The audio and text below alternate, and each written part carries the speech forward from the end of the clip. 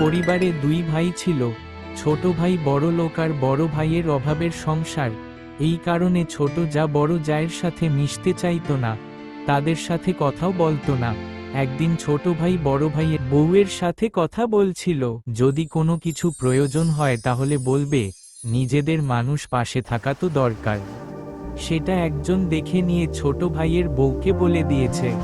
দেখো বোন, আমি ভাইকে কথা বলতে দেখলাম বলে বলতে এলাম, তুমি তো এইসব পছন্দ করো না বলো?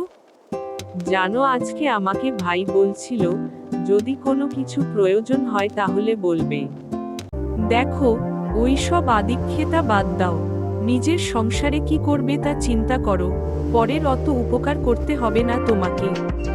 একদিন বাজার থেকে আসার সময় ছোট বউ মাথা ঘুরে পড়ে গেল।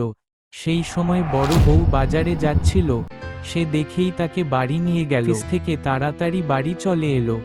এই জন্যই তোমাকে বলি, বৌদিদের সাথে ভালো ব্যবহার করো, শুধু টাকার অহংকার। থাক না, কিছু বলতে হবে না, কেন ওরকম বলছো? তারপর মিল হয়ে গেল এবং সবাই সবাইয়ের সাথে কথা বলল।